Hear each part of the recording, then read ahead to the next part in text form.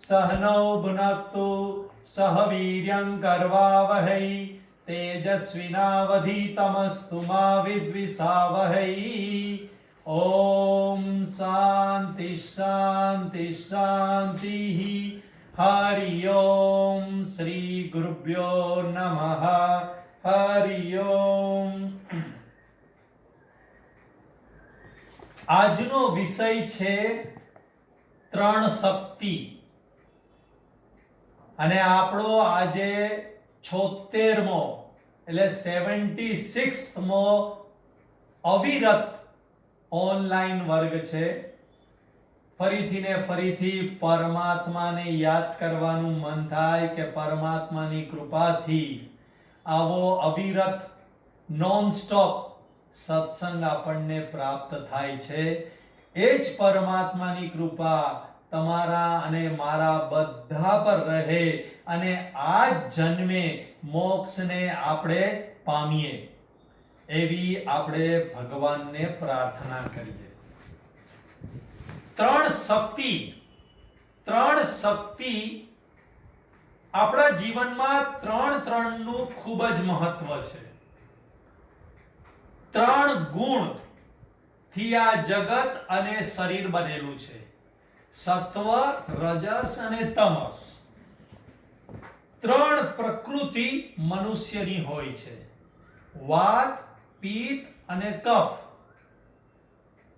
ત્રણ અવસ્થા છે, જાગ્રત, સ્વપ્ન અને સુષુપ્તિ। ત્રણ શરીર છે, સ્થૂળ, સૂક્ષ્મ અને કારણ। સ્થૂળ શરીર એટલે આ જે દેખાય છે બહારથી અને અંદરથી બધાને દેખાય, ડોક્ટરને પણ અંદરની બધી વસ્તુ દેખાય। જેટલી પણ વસ્તુ તમે દ્રશ્યમાન કરી શકો એને સ્થૂળ શરીર કહેવાય। અને આ સ્થૂળ શરીરને ચલાવનાર જે છે એ સૂક્ષ્મ શરીર છે, જે કોઈને ન દેખાય, ડોક્ટરને પણ ન દેખાય અને આપણને પણ ન દેખાય। અને એ છે જ્ઞાનેન્દ્રિયો, કર્મેન્દ્રિયો, અંતઃકરણ અને પાંચ પ્રાણ। આ છે સૂક્ષ્મ શરીર। અને ત્રીજું છે કારણ શરીર, જે આ સ્થૂળ અને સૂક્ષ્મ શરીરનું કારણ છે અને જન્મ મૃત્યુનું કારણ છે, એને કારણ શરીર કહેવાય અને એનું નામ છે અજ્ઞાન। ત્રણ દેવ છે, બ્રહ્મા, વિષ્ણુ ને મહેશ, જે સર્જન, પાલન અને સંહાર કરે છે। ત્રણ લોક છે, અધોલોક, ઉર્ધ્વલોક અને આ મનુષ્ય લોક। પાપ કર્મથી અધોલોક, પુણ્ય કર્મથી ઉર્ધ્વલોક અને પાપ અને પુણ્યના બેલેન્સથી આ મનુષ્ય લોક। ત્રણ માર્ગ છે, કર્મ, ભક્તિ અને જ્ઞાન। આ ત્રણ માર્ગે આપણે આપણું કલ્યાણ કરી શકીએ છીએ। બ્રહ્મના ત્રણ લક્ષણ છે, સત, ચિત અને આનંદ, અથવા અસ્થિ, ભાતિ અને પ્રિય। આના વિશે હું સમજાવતો નથી અત્યારે, જ્યારે બીજા કોઈ વર્ગ આવશે ત્યારે સમજાવીશ। બ્રહ્માંડમાં પણ ત્રણ જ વસ્તુ છે, જીવ, જગત અને જગદીશ। જગદીશ એટલે પરમાત્મા। મનુષ્ય મુખ્યત્વે ત્રણમાં ફસાયેલા હોય છે, કનક, કાંતા અને કીર્તિ। આમ ત્રણના જોડકા આપણા જીવન સાથે સંકળાયેલા છે। અને આજે જે ત્રણ જોડકાની વાત કરવા અને એ છે ત્રણ શક્તિ। ભગવાને આપણું કલ્યાણ કરવા માટે આપણને ત્રણ શક્તિ આપી છે, અમૂલ્ય ભેટ છે। અને એ ત્રણ શક્તિ છે, પહેલું છે જ્ઞાન શક્તિ, બીજું છે ઈચ્છા શક્તિ અને ત્રીજી છે કર્મ શક્તિ। જ્ઞાન શક્તિ એટલે જાણવાની શક્તિ, ઈચ્છા શક્તિ એટલે માનવાની શક્તિ અને ક્રિયા શક્તિ એટલે કરવાની શક્તિ।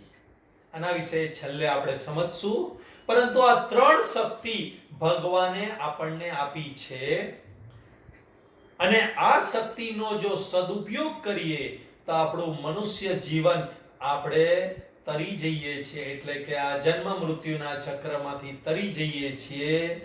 પરંતુ આ ત્રણ શક્તિ મળ્યા પછી પણ આપણામાંના ઘણા એવા હોય છે કે ધારો કે કોઈને ગાય આપીએ તો કહે મારે ગાયની જરૂર નથી, ગાયને સાચવવું, ચરાવવા જવું, ઘાસ આપવું, છાણ ઉપાડવું વગેરે ઝંઝટ મને નથી જોઈતી, પરંતુ સીધે સીધું દૂધ મને જોઈએ છે. તેમ આળસને લીધે સાધના કરવામાં શક્તિનો ઉપયોગ કરવો નથી અને સીધે સીધો મોક્ષ આપણને જોઈએ છે. સીધા સીધા પૈસા જોઈએ છે, સીધે સીધા ભોગ જોઈએ છે. સત્સંગ કે સાધના કે સત્કર્મો કરવા નથી. કેમ નથી કરવા? તો પહેલું કારણ છે આળસ. બીજું કારણ એ વાર્તા દ્વારા હું સમજાવું છું. વાર્તા નંબર 1. એક સંત પાસે આપણા જેવો એક સંસારી જાય છે અને કહે છે કે હે મહાપુરુષ, મેં ઓનલાઈનમાં 75 સત્સંગ સાંભળ્યા અને હવે મને ઈશ્વરની તાલાવેલી ખૂબ વધી ગઈ છે. મને ઈશ્વર દર્શન કરવા છે. સંત કહે કે જો ઈશ્વરની ખરેખર તારાવેલી થઈ ગઈ હોય ને તો ઈશ્વર દર્શન થઈ જ જાય.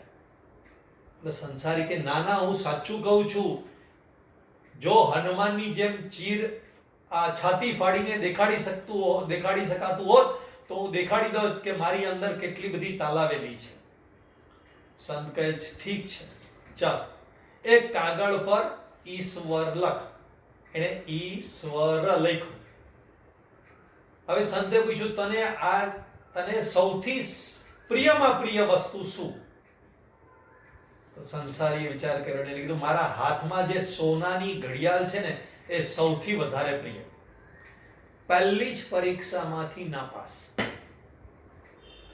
ઈશ્વરની તાલાવેલી છે, ઈશ્વર સામે લખે છે, નજર સામે ઈશ્વર લખેલું છે, પરંતુ પ્રિયમાં પ્રિય વસ્તુ શું? તો કે સોનાની ઘડિયાળ. સંત આગળ વધ્યા. સંતે કીધું એક કામ કર, આ સોનાની ઘડિયાળ કાઢ અને આ કાગળ પર જ્યાં ઈશ્વર લખ્યું ને એના ઉપર મૂકી દે. એટલે સંસારીએ મૂકી દીધું.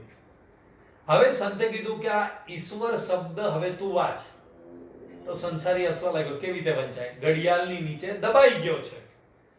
તો સંતે કીધું બસ, આ સોનાની ઘડિયાળની નીચે જેમ ઈશ્વર ઢંકાઈ ગયા છે તેમ તારું મન માયામાં ખરડાયેલું છે અને ઈશ્વર કરતા તને સોનું વધારે પ્રિય છે. અંતરાત્મા છે એની ઉપર માયાનું પડન ચડી ગયું છે, માટે તને ઈશ્વર દર્શન થતા નથી. અને એ જ સાબિત કરે છે કે તને ઈશ્વરની તાલાવેલી નથી. આપણા બધાનું પણ આવું જ છે. પરમાત્મા બધાની અંદર છે, કશે જવાની જરૂર નથી, પરંતુ એની ઉપર આ શરીર રૂપી આવરણ આવી ગયું છે, ઇન્દ્રિય રૂપી આવરણ આવી ગયું છે, મન બુદ્ધિ ચિત્ત અહંકાર રૂપી આવરણ આવી ગયું છે, માટે બધું દેખાય છે. આખું જગત આપણને દેખાય, આપણું શરીર દેખાય, બધું દેખાય, મન દેખાય, બધું દેખાય, પરંતુ એની પાછળ જે ઢંકાયેલો અંતરાત્મા છે એ દેખાતો નથી. એટલે બીજું કારણ એ છે કે માયામાં ફસાયેલા છે. અને એક વર્ગમાં મેં કીધેલું વિષયાસક્તિમાં. માયા અને વિષયાસક્તિ સેમ છે. એવી રીતે પહેલા પણ આગળ કીધું આળસ. એ આળસમાં ફસાયા હોવાથી પરમાત્મા ઝપાટાભેર મળે એમ નથી. બધું જોઈએ ને પરમાત્માએ જોઈએ એવું ન ચાલે. એવી રીતે અહીંયા વિષયાસક્તિની સાથે ઈશ્વરની તાલાવેલી રહી શકતી નથી. ત્રીજી વાત, મેળામાં બાળક માતા પિતાની આંગળી પકડેલી હોય અને વિચાર થાય, અભિમાન આવી જાય કે હવે તો હું બહુ મોટો થઈ ગયો છું, આંગળી છોડી દે, તો બાળક એ મેળામાં ખોવાઈ જતો હોય છે. એવી જ રીતે આજકાલના બાળકો પણ માતા પિતાની જરૂર નથી, મને કોઈ આધારની જરૂર નથી, માતા પિતાને શું ખબર પડે, હું એનાથી વધારે હોશિયાર છું, આમ એકલો હું જ આ જગતમાં બધું કરી લઈશ, તો એ ઓલા બાળકની જેમ આ સંસારમાં ખોવાઈ જાય છે. અભિમાન કે અહંકારને કારણે અથવા તો વધારે પડતી પોતાના હોશિયારી કે હોશિયાર સમજવાને લીધે યુવાન છોકરા છોકરીઓ પિકનિકમાં, વિદેશમાં કે ઘરથી દૂર, વડીલોની નજરથી દૂર હરવા ફરવા, ભણવા કે કમાવા જાય છે અને પોતાની જાતને ખોઈ નાખે છે. શેને લીધે? અહંકાર કે અભિમાનને લીધે. અરે હું બધી રીતે કેપેબલ છું તો ગમે ત્યાં જઈ શકું. અને આજની શાસ્ત્ર તો બહુ જ ના પાડે છે. એનો આખો શ્લોક છે, સ્ત્રી સ્વાતંત્ર્યમ ન અર્હસી. સ્ત્રીએ કોઈ દિવસ સ્વચ્છંદી, સ્વાતંત્ર્ય અહીંયા આજના જમાનામાં શબ્દ વાપરવો હોય તો સ્વચ્છંદી નહીં બનવું, નહીતર આ સંસારમાં ક્યાં ગુમનામ થઈ જશો ખબર નહીં પડે. ખબર નથી પડતી કે આજના લોકોને મા બાપ પરથી, ગુરુ અને પ્રભુ પરથી આટલી શ્રદ્ધા ઉડી કેમ ગઈ છે. પ્રભુ બધું સંભાળશે, ગુરુએ જેમ કીધું છે એ જ પ્રમાણે વર્તન કરવામાં મને લાભ છે, માતા પિતા જે કહે છે એ જ મારું કલ્યાણ છે, આવી શ્રદ્ધા રહી નથી. અભિમાન અને અહંકારને લીધે શ્રદ્ધા નથી રહેતી. એટલે આગળ એક વિષયમાં મેં કીધું હતું કે 3 વિઘ્ન છે, આળસ, વિષયાસક્તિ અને અશ્રદ્ધા. અહીંયા પણ એ જ વાત કરી. 3 શક્તિનો દુરુપયોગ કેમ થાય છે, સદુપયોગ કેમ નથી કરી શકતા? તો કે આળસને લીધે એ 3 શક્તિ, જ્ઞાન શક્તિ, ઈચ્છા શક્તિ અને ક્રિયા શક્તિનો સદુપયોગ થતો નથી. બીજું, માયામાં ફસાયેલા હોવાથી અથવા તો વિષયાશક્તિમાં ફસાયેલા હોવાથી સદુપયોગ થતો નથી. અને ત્રીજું, અભિમાન ને લીધે શ્રદ્ધા બધા પરથી ઉડી ગઈ અને પોતાના પર અહંકારને લીધે પોતાની જ તુમાખીમાં આ સંસારમાં એકલા ફરવા નીકળી પડે છે અને ગુમનામ થઈ જાય છે. તો ચાલો આપણે 3 શક્તિનો સદુપયોગ સમજીએ. કેવી રીતે સદુપયોગ કરવો? પહેલી છે જ્ઞાન શક્તિ. જ્ઞાનેન્દ્રિયો અને બુદ્ધિ દ્વારા આ જ્ઞાન શક્તિ પ્રગટ થાય છે. 5 જ્ઞાનેન્દ્રિયો છે. શ્રવણેન્દ્રિય, ઘ્રાણેન્દ્રિય, રસનેન્દ્રિય, નેત્રેન્દ્રિય અને સ્પર્શેન્દ્રિય. આ 5 જ્ઞાનેન્દ્રિયો છે. એના દ્વારા આપણને જગતનું જ્ઞાન થાય છે અને એની પાછળ રહેલી બુદ્ધિની અંદર જ્ઞાન દ્રઢ થાય છે. એટલે જ્ઞાનની ફેકલ્ટી આ જ્ઞાનેન્દ્રિયો અને બુદ્ધિ છે અને એમાં જ જ્ઞાન સંગ્રહિત થાય છે. સંસારના અનુભવો, પરમાત્માની વાતો, સત્સંગની વાતો આ બુદ્ધિની અંદર સંગ્રહિત થાય છે અને એ જ સંગ્રહિત થયેલા જ્ઞાનનો સદુપયોગ કરવો જોઈએ. વાર્તા નંબર 2. શીખના ગુરુ નાનક દેવ હતા. નાનક દેવ ખૂબ નાના હતા ત્યારે નિશાળમાં એમનો પહેલો દિવસ હતો. શિક્ષકે બધાને કીધું 1 લખો, 2 લખો અને પછી 3 લખો. એવી રીતે બધાને લખવા માટે કીધું. નાનક દેવે સ્લેટની અંદર, પહેલાના જમાનામાં સ્લેટ, પાટી અને પેન વપરાતું. સ્લેટની અંદર 1 લખ્યો અને અટકી ગયા અને વિચાર કરવા લાગ્યા. એટલે શિક્ષકે કીધું કે ભાઈ કેમ અટકી ગયો 1 લખીને? શું આવડતું નથી? તો નાનક દેવ કે વાત સાચી છે, પહેલા મને એક વિશે તો પહેલા બરાબર જ્ઞાન થઈ જાય, પછી 2 કે 3 પર જાઓ. શિક્ષકની બુદ્ધિ ચક્કર ખાઈ ગઈ કે આ શું બોલી રહ્યો છે. શિક્ષકે કીધું તું શું બોલે છે? ત્યારે નાનક દેવ એ પૂર્વ જન્મના સંસ્કાર ઉદ્દીપ્ત થયા અને એણે શિક્ષકને કહી દીધું, નાની જ ઉંમરમાં પહેલો દિવસ નિશાળનો હતો અને કીધું એક પરમાત્માને તો હું જાણી લઉં. આ સંસારમાં એક જે છે એ એકને બરાબર જાણી જાઓ, પછી બીજું બધું જાણવા જઈશ. આ એક સાંભળવાથી, શિક્ષકનો એક શબ્દ સાંભળવાથી એમની અંદર જ્ઞાનનો ચમકારો થઈ ગયો. જ્ઞાનનો ચમકારો વર્ષો પછી પણ ન થાય અને કદાચ કોઈક નાનકડા પ્રસંગ કે વાત સાંભળીને પણ થઈ જાય. ઘણા લોકોની કમ્પ્લેન્ટ હોય કે હું વર્ષોથી સત્સંગ સાંભળું છું, પરંતુ મને આવું નાનક દેવની જેમ ચમકારો કેમ નથી થતો? તો એના માટે એક ઉદાહરણ સમજવું પડે. રાજસ્થાનની બાંધણી ખૂબ પ્રખ્યાત છે. અને બાંધણી કેવી રીતે બને?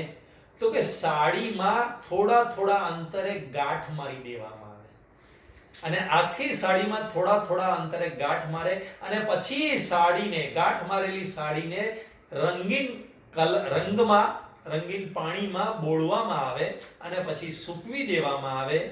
તો જે જગ્યાએ ગાંઠ મારેલી હોય, ગાંઠ લાગેલી હોય, તે જગ્યાએ રંગ ચઢે નહીં. એવી જ રીતે આ મનની અંદર ગાંઠ વળેલી છે. કેવા પ્રકારની? તો કે સંશય રૂપી ગાંઠ વળેલી છે. પ્રભુ, ગુરુ અને માતા પિતાની નારાજગી રૂપી ગાંઠ વળેલી હોય તો સત્સંગ કેટલો પણ સાંભળશો છતાં પણ ચમકારો થશે નહીં. માટે પરમાત્મા પ્રત્યેના સંશયોથી મુક્ત થઈ જજો, પ્રશ્નો પૂછીને. અને સત્સંગમાં પણ જે સાંભળો એ બધી મનની અંદર ગાંઠ વાળીને નહીં રહેવાનું. વેરની પણ ગાંઠ હોય છે, આવી તો ઘણી બધી હોય છે. એના માટે બીજું એક ઉદાહરણ જોઈએ કે વરસાદનું પાણી. અત્યારે વરસાદ આવી ગયો છે. વરસાદનું પાણી મીઠું હોય, એ આખા પૃથ્વી પર પડે બધે, પરંતુ કુવા, તળાવ અને નદીમાં પડે તો એ મીઠું ને મીઠું રહે. પરંતુ એ જ પાણી જો સાગરના ખારા પાણીમાં પડે તો એ ખારું થઈ જાય છે. એવી જ રીતે આપણા મનની અંદર રાગ, દ્વેષ, ઈર્ષા, વેર, નિંદા, કુથલી, દુષ્ટતા, અધર્મ, આવી બધી જો ખારાશ હશે તો સત્સંગ રૂપી જ્ઞાનની વર્ષા થશે તો પણ એ અહંકાર વધારશે અને આ દુષ્ટતા વધારશે. ઘણા બધા લોકો સત્સંગ ખૂબ કરતા હોય, પરંતુ એની અંદર રત્તીભર ફરક ન પડે, એનો ઉલટાનો એક દોષ વધે, અહંકાર રૂપી. અને આ અહંકાર રૂપી એક દોષ બધા જ દોષને દ્રઢ કરતું જતું હોય છે. માટે આ મનની અંદરની ખારાશ કે મનમાં રહેલી શંકાની ગાંઠ વળે નહીં, તે માટે પ્રયત્ન પહેલા કરવાનો છે. સત્સંગ સાંભળીને જો પરમાત્માનું દર્શન ન થાય તો સમજવાનું કે આ મનની અંદર ઘણી બધી ગાંઠ વળેલી છે, અથવા તો મનની અંદર દોષરૂપી ખારાશ છે. તો પહેલું કામ આ કરવાનું છે. આપણે બધાએ આત્મનિરીક્ષણ કરીને જોવાનું છે કે કેમ મને પરમાત્માનો સાક્ષાત્કાર થતો નથી, આત્મજ્ઞાન કેમ નથી થતું, મને સત્સંગ દ્રઢ કેમ નથી થતું, મને યાદ કેમ નથી રહેતું. વાર્તા નંબર 3. ક્યારે યાદ રહેશે? એક હોસ્પિટલમાં ડોક્ટર રાઉન્ડ પર નીકળ્યા, બધા દર્દીને તપાસતા હતા. એમાં એક વૃદ્ધ દર્દીને તપાસ્યો, અને તપાસતા ડોક્ટરને ખબર પડી કે ભાઈ આ 1-2 દિવસના મહેમાન લાગે છે. બીપી તપાસ્યું, પલ્સ તપાસ્યા, બધું તપાસ્યું, અને એના રિપોર્ટો જોયા અને કીધું કે મનમાં થયું કે આ 1-2 દિવસના જ હવે મહેમાન છે. ઘણા દિવસથી હતા હોસ્પિટલમાં, એટલે ડોક્ટરનું ઓબ્ઝર્વેશન હતું કે આના બધા સગાવાલાઓ આમની સેવા કરી કરીને કંટાળી ગયા છે, હવે તો કોઈ સગાવાલા પણ આવતા નથી, અને હવે 1-2 દિવસના મહેમાન છે, તો શું કરવા હું એમને આ માહિતી આપીને દુખી કરું? 1-2 દિવસ તો સુખેથી રહે. એટલે ડોક્ટર એના રૂમમાં જઈ અને એક ચિઠ્ઠી બનાવી અને નર્સને આપી કે આ ચિઠ્ઠી ઓલા વૃદ્ધ ભાઈને આપજે. એ ચિઠ્ઠીમાં લખ્યું હતું કે તમને કઈ નથી, તમને સાદો તાવ છે અને 1-2 દિવસમાં તો તમને રજા આપવામાં આવશે. વૃદ્ધ માણસે ચિઠ્ઠી વાંચી અને એકદમ સ્વસ્થતાનું ફીલિંગ કરવા લાગ્યો. ઓ, મને કઈ નથી, વાહ વાહ વાહ, મને કોઈ રોગ નથી, હવે તો હું 1-2 દિવસમાં મારા ઘરે જઈ અને મારા સગાવાલાઓને, મારા સંબંધીઓને, કુટુંબીઓને મળી શકીશ. અને એમ કરતા કરતા એની અંદર આ એક ચિઠ્ઠી, એક વાક્યના જ્ઞાનથી એની અંદર પોઝિટિવ વાઇબ્રેશન્સ, પોઝિટિવ હોર્મોન્સ વહેવા લાગ્યા અને પથારી પરથી એ ઊભો થઈ ગયો અને પોતાને સ્વસ્થ, સાજો માજો ફીલિંગ કરવા લાગ્યો. અને ચમત્કાર એવો થયો કે 2 દિવસમાં જ એ માણસ હરતો ફરતો થઈ ગયો અને એ જીવી ગયો. ડોક્ટરે સારું જ્ઞાન આપ્યું. એ જ્ઞાનથી એ દર્દીની અંદર વિવેક આવ્યો. શું વિવેક આવ્યો? હું તો સાજો છું, હું માંદો નથી. આ વિવેક આવી ગયો. વિવેકનો એણે આદર કર્યો. નહીં, હું સારો જ છું, સાજો જ છું, થઈ ગયો સાજો. ડોક્ટર કીધું છે એટલે સાજો જ છું. વિવેકનો આદર કર્યો. આદર કરવાથી ઉત્સાહ આવ્યો અને ક્રિયા શક્તિમાં એ પરિણ્યો. એની ઈચ્છા શક્તિ દ્રઢ થઈ ગઈ કે હું તો હવે સાજો જ છું અને હું ઘરે જવાનો જ છું. આવી ઈચ્છા શક્તિ દ્રઢ થઈ જતા એની અંદર પરિવર્તન થવા લાગ્યું અને એ સાજો થઈ અને ઘર ભેગો થઈ ગયો. બસ આવું જ આપણે જ્ઞાન શક્તિનું કરવાનું છે. સત્સંગ દ્વારા જ્ઞાન તમને પ્રાપ્ત થાય છે. એ બુદ્ધિમાં દ્રઢ થાય છે.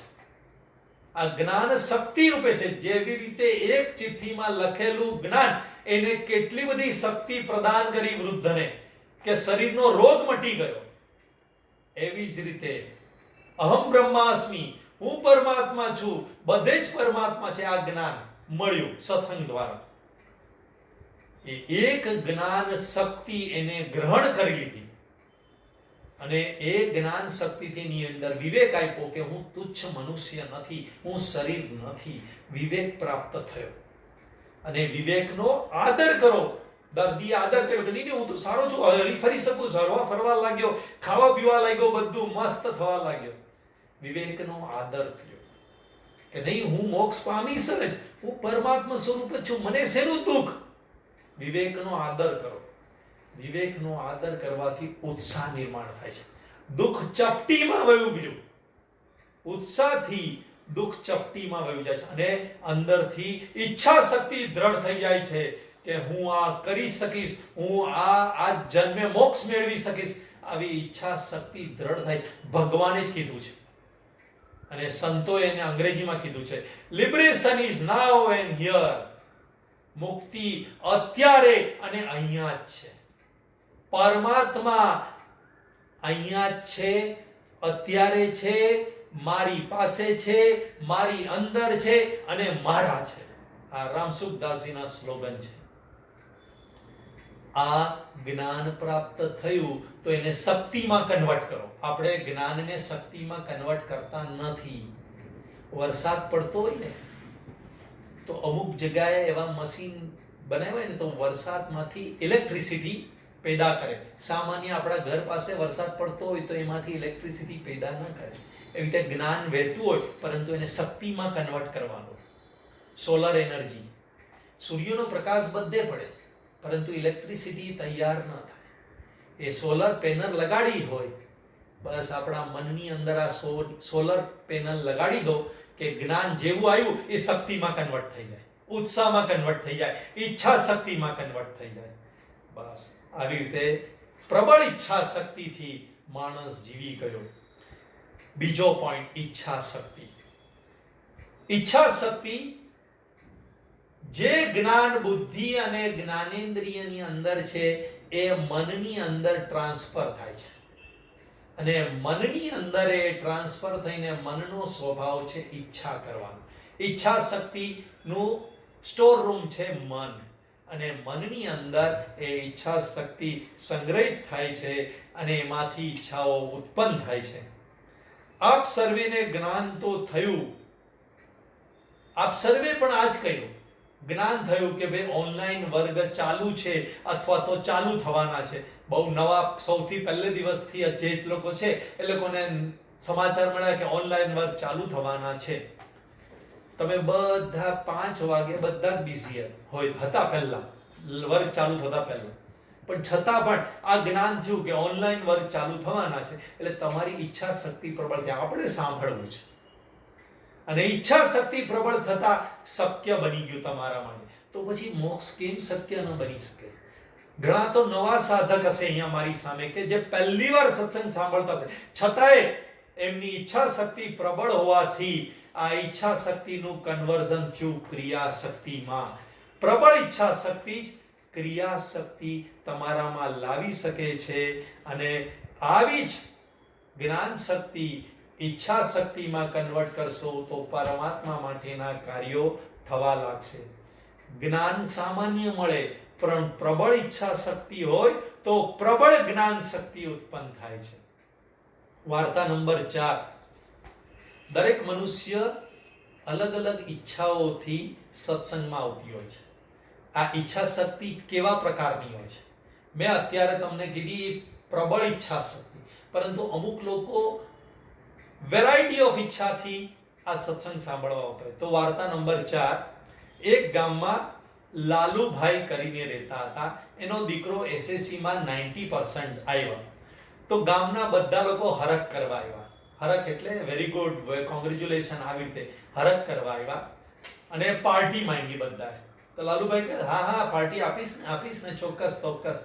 બધા હરખ કરીને ગયા. પછી લાલુભાઈ વિચાર કર્યું કે ભાઈ પાર્ટી તો આપવી પડશે, એટલે પાર્ટીનું આમંત્રણ આપવા માટે બધાના ઘરે ગયા કે ભાઈ આપણે છોકરાની પાછળ પાર્ટી રાખવી છે, તો જ્યારે પણ નક્કી થાય ત્યારે તમારે ચોક્કસ આવવાનું. તો કે હા આવશું. હવે તમે મને કહો કે તમારે વાનગી શું ખાવી છે? એમ કરીને લાલુભાઈએ બધાના ઘરે પૂછ્યું. એટલે બધા લોકો ખુશ, ઓહો લાલુભાઈ તો આપણી પસંદની વાનગી બનાવવાના છે. બધા એમની વાવા કરી, વાહ, આવા યજમાન તો બધાને મળે. એટલે વાવા થઈ ગઈ કે આના છોકરાની પાર્ટી થવાની છે, અને એમાં તો બધાને પોતાના મનગમતી વાનગી મળવાની છે. એવી રીતે આખા ગામમાં આમંત્રણ આપી અને લિસ્ટ બનાવી, તો 200 વાનગીનું લિસ્ટ બન્યું. લાલુભાઈ તો લિસ્ટ બનાવીને રાખ્યું. થોડા દિવસ થયા, બધાને ઉચાટ થવા લાગ્યો. હરખ કરનારા બધા વિચારવા લાગ્યા કે ભાઈ આ ડેટ કેમ નક્કી નથી કરતા, દિવસ કેમ નક્કી. એટલે રસ્તામાં લાલુભાઈ મળે તો પૂછતા, ભાઈ તમારી પાર્ટીની તારીખ નક્કી થઈ ગઈ ની, ક્યારે પાર્ટી રાખો છો? તો કે શેની પાર્ટી? અરે તમારો દીકરો SSC માં 90% લાવ્યો, એની પાર્ટી. તો પાર્ટી શેના માટે? અરે લોકો તમારી વાહવા કરે એટલા માટે. તો લાલુભાઈ કે વાહવા તો મારી થઈ ગઈ, હવે પાર્ટી આપે એ મૂર્ખ કહેવાય. તમે બધાએ મારી વાહવા કરી કે નહીં ગામમાં? આહાહા, લાલુભાઈ તો કેટલા સારા છે, અને આપણી પસંદની વાનગી બનાવવાના છે, અને એના છોકરાની પાર્ટીમાં જવાનું. વાહવા થઈ ગઈ. વાહવા થઈ ગઈ પછી આપણે પાર્ટી આપે એ મૂર્ખ કહેવાય. તો એવી જ રીતે ઘણા વાહવા કે સાત્વિકતાનું ઈચ્છાથી કે હું સાત્વિક ગણાવ એવી ઈચ્છાથી પણ સત્સંગમાં આવતા હોય છે. અને એવી ઈચ્છા જો પૂરી થઈ જાય, સાત્વિકતા કે સેવાની ભાવના દેખાડવા માટે આવતા હોય, અને એવી ઈચ્છા પૂરી થઈ જાય, તો સત્સંગ પણ પૂરો થઈ જતો હોય છે. અને માટે જ તમે જોયું હશે કે ઘણા બધા લોકો સત્સંગમાં જોડાય, પરંતુ એમનો નિયમિત સત્સંગ થતો નથી હોતો. અલગ અલગ પ્રકારની ઈચ્છાથી આવતા હોય, અને એ ઈચ્છા પૂરી થાય અથવા ન પૂરી થાય એટલે સત્સંગ છૂટી જતો હોય છે. વાર્તા નંબર 5. એની પહેલા સમજીએ કે પરમાત્મા પ્રાપ્તિની એક ઈચ્છા હશે તો તે ઈચ્છા શક્તિનો શ્રેષ્ઠ સદુપયોગ થશે. બાકી બધી ઈચ્છા તો પ્રારબ્ધ વસાદ જ પૂરી થવાની છે. માટે ઈચ્છા શક્તિ એક જ કરજો, અને તે જ પૂરી થવાની છે. બાકી સંસારમાં કોઈ ઈચ્છા પૂરી નથી થવાની, અને ઈચ્છા પૂરી થાય છે તો એ આપણી ભ્રાંતિ છે, એ તો આપણા પ્રારબ્ધમાં લખેલું અને પૂરું થયું છે. બાકી એક જ ઈચ્છા કરવા જેવી છે, અને એક જ ઈચ્છા પૂરી થાય છે. વાર્તા નંબર 5. એક યુવાન ગામમાં પાલખીનું કામ કરતો હતો. એટલે પહેલાના જમાનામાં જે ચામડાનું પાલખું બનાવવામાં આવે, અને એની અંદર પાણી ભરી અને જેને પણ પાણી જોઈતું હોય એને પાણી આપવામાં આવે. તો ગામમાં ઘરે પાણી પહોંચાડતો, અને માંડ એનું ગુજરાન ચાલતું હતું. એક વખત નગર શેઠને ત્યાં વિવાહ હતા, તો એને ખાસ આમંત્રણ કર્યો, અને પછી કામ કરી લીધું એટલે એને બક્ષિસ આપી. તો તો એણે જોયું કે આ વખત આ મહિને મારી બચત થઈ છે. તો એણે 1 રૂપિયાની બચત થઈ. એ જમાનાની વાત કરું છું. 1 રૂપિયો બચ્યો. તો વિચાર કર્યો કે આ બચત પહેલી છે મારા જીવનની, બાકી તો માંડ આખો મહિનો એમને નીકળતો હતો. તો એણે આ રાજ્યના કોટના ઉત્તરી ભાગમાં, પહેલાના જમાનામાં ગામ કે રાજ્ય હોય ને એને ચારે બાજુથી કિલ્લાથી કોટ બાંધે, એટલે દિવાલોથી ઢાંકી દેવામાં આવે. એટલે રાજ્યની સુરક્ષા માટે ચારે બાજુ કોટ બાંધવામાં, એને કોટ કહેવાય દિવાલને. એટલે ઉત્તરીય ભાગમાં એક પોલાણ જેવી જગ્યા હતી, એમાં એણે 1 રૂપિયો છુપાવીને રાખ્યો. હવે આ યુવાનના લગ્ન થયા. લગ્નથી પતિ ખુશ હતા અને એમણે જોયું કે ગામમાં મેળો ભરાયો છે. એટલે પત્નીને મન થયું કે આપણે મેળો જોવા જઈએ. તો યુવાન કે મારી પત્નીએ પહેલી વાર ફરમાઈશ કરી છે, એટલે એને કીધું ચોક્કસ મારી પાસે 1 રૂપિયાનો ખજાનો છે, આપણે મેળામાં મજા કરશું. તો પત્ની કીધું મેં પણ આટલા દિવસોમાં 1 રૂપિયો બચાવ્યો છે, તો આપણે બંને 1 રૂપિયો ભેગો કરી અને મેળાની મજા કરશું. યુવાન તો ખુશ થઈ ગયો, ઓહો મારી પત્ની પણ કેટલી સારી છે, એ પણ બચત કરી. એટલે ધોમ તડકે બપોરે એ નીકળ્યો ઓલા ઉત્તરીય ભાગમાં, ઉત્તર તરફના ભાગમાં, રાજ્યના ઉત્તર તરફના ભાગમાં જતો હતો. રસ્તામાં રાજાનો રાજમહેલ આવતો હતો. રાજાએ જોયું કે આ ધોમ તડકે કોઈક માણસ જઈ રહ્યો છે, એટલે સિપાહીઓને કીધું કે ઓલા માણસને બોલાવો ઉપર. તો ઓલા માણસને પૂછ્યું તું ક્યાં જઈ રહ્યો દોડતો? તો કે મારો ખજાનો લેવા જાઉં છું. એટલા ધૂમ તડકે શું લાખ રૂપિયાનો ખજાનો છે? તો કે ના. 10,000 નો છે? ના. 1,000 નો છે? ના. તો કેટલાનો ખજાનો છે? 1 રૂપિયાનો ખજાનો. રાજા કે મૂર્ખ, 1 રૂપિયા માટે તું ધૂમ તડકામાં તું આખા શરીરને તપાવી રહ્યો, જા લે 2 રૂપિયા હું તને આપું. ઓલા યુવાને 2 રૂપિયા વિનય સાથે નમસ્કાર કરીને લઈ લીધા, પરંતુ કીધું કે રાજા હું મારો 1 રૂપિયાનો ખજાનો લેવા તો જઈશ જ. રાજા કે શું કરવા તારા શરીરને તકલીફ આપે છે, આ લે 5 રૂપિયા આપું તને. ના, હું ખજાનો તો લેવા જઈશ જ. 10 રૂપિયા લે, 1000 રૂપિયા લે. રાજા જીત પર ચડે એટલે કેવું રે, રાજા વાજાને વાંદરા, વતાવાય નહીં એવી રીતે. પછી રાજા કે છેલ્લે કીધું અડધું રાજ્ય લે, પણ તું જા નહીં, મને બહુ દયા આવે તારા પ્રત્યે. એટલે સવિનય નમસ્કાર કર્યો. રાજાએ કીધું આવતીકાલે આવજે રાજ દરબારમાં, અડધું રાજ્ય તને આપીશ. રાજ દરબારમાં ગયો. રાજાએ કીધું કે આજે હું આ બાળકને, યુવાનને, એની પ્રબળ ઈચ્છા શક્તિ, એની પ્રબળ મારી વાતને માન્યું, એટલે હું એને અડધું રાજ્ય આપું છું. રાજાએ કીધું કયા ભાગનું રાજ્ય જોઈએ છે? એટલે યુવાને કીધું ઉત્તરના ભાગનું રાજ્ય જોઈએ છે. રાજા સમજી ગયા અને કીધું તું બહુ હોશિયાર છે, અડધું રાજ્ય પણ લીધું અને તારા 1 રૂપિયાને પણ તે લઈ લીધો. આવી પ્રબળ ઈચ્છા શક્તિ કે મારો ખજાનો લેવો છે, તો એને અડધું રાજ્ય પણ મળ્યું. બસ આપણે બધાએ પણ એક પ્રબળ ઈચ્છા શક્તિ રાખવાની છે, તો આ ભગવાન રૂપી રાજા બધું આપશે, પણ એ બધા મેળવવામાં ઓલું એક મુખ્ય ભગવાનની ઈચ્છા શક્તિ છોડતા નહીં. બધા તમને રમકડા ભગવાન મોકલશે. રાજાએ કેટલી લાલચ મોકલી, બધું લેજો, પરંતુ ઓલી ઈચ્છા એને મનમાં રાખેલી હતી કે એ ખજાનો તો જોઈએ જ, અને આપણો આત્મા રૂપી ખજાનો આપણે છોડવાનો નથી. અને એના માટે ક્રિયાશક્તિ લગાડજો. ક્રિયાશક્તિ એ કર્મેન્દ્રિય અને પ્રાણ દ્વારા પ્રગટ થાય છે. ઈચ્છા શક્તિ પ્રબળ હશે તો ક્રિયાશક્તિ એની એમ વહેવા લાગશે. આમ 3 શક્તિનો સદુપયોગ કરજો. ઓમ પૂર્ણમદ પૂર્ણમિદં પૂર્ણાત પૂર્ણમુદચ્યતે પૂર્ણસ્ય પૂર્ણમાદાય પૂર્ણમેવાવશિષ્યતે. ઓમ શાંતિ શાંતિ શાંતિ. હરિ ઓમ. શ્રી ગુરુભ્યો નમઃ.